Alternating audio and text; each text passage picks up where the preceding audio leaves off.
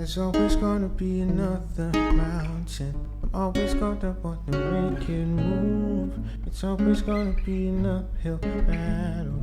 Sometimes you're gonna have to lose. If you've ever felt like you put blood, sweat, and tears into something for so long, and yet you have nothing to show for it, you're not alone. Unfortunately, most of us have to go through that to realize that it's more important what you work on rather than how hard you work. I remember I used to see a bunch of videos online from a bunch of different people, and all of them were saying that no one can outwork them. But if multiple different people are saying that, then only one of them can be right?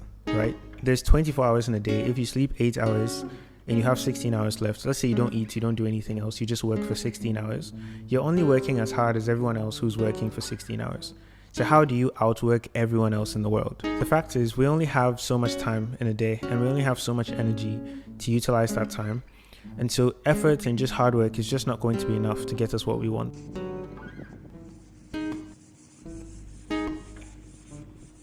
There's a prequel to the Alice in Wonderland story called Through the Looking Glass. And in that story, Alice is in this fantasy world, right? And she meets another character called the Red Queen. And the Red Queen takes her hand and just sets off running.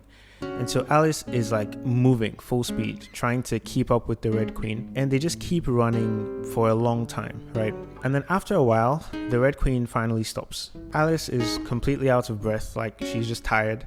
But she looks around and she realizes she's literally in the same place she was when she started running. So she turns to the Red Queen and she's like, where I'm from, if you run as fast as we've been running, for as long as we've been running, you'll typically get somewhere else, right? And the Red Queen goes, here, it takes all of the running you can do to just stay in the same place. And that just matches the world we live in, right? The world around us is just innovating and moving forward so quickly that staying in the same place is basically the same as moving backwards. If you did all the same things you did last year, this year, and you made the exact same amount of money, because of inflation, because of rising prices, you would have made the same, but you would technically be poorer than you were last year. What you get out of your effort is just decreasing every single week, every single month, every single year. And so if we want to move forward, we have to look beyond what we can do ourselves. If you can't do more than everyone else, then you're just going to need to get more out of everything you do than everyone else. It doesn't really make sense that one man works for 10 years and has $5,000 in the bank, and another man works for 10 years and has 50 million. But the difference is they both worked, but they worked on different things. And one person got so much more out of the thing he chose to work on than the other person. And the reason for that is leverage.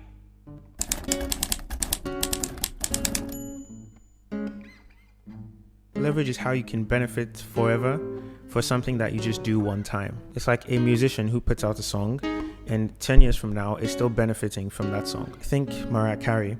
Literally every Christmas season, it's the same song that we keep hearing, but she's consistently getting paid and consistently benefiting from something that she did one time. Or say a brand that owns a trademark, like Disney owning Mickey Mouse.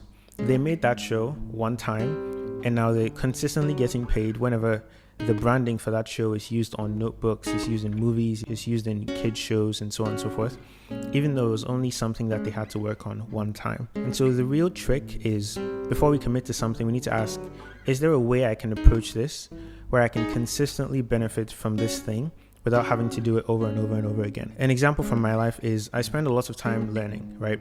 And whenever I would learn something that I was really excited about, I would send voice notes to like 2 or 3 of my friends, But after a while of doing that, I just started to think, well, what if I could just share this with more people? It wouldn't take me that much more effort to plan the whole thing than when I'm thinking through things to send a voice note to my friend, but it could potentially help thousands of additional people. Some of you might have just extremely interesting conversations with like 1 or 2 of your friends, and you get a good time out of that conversation.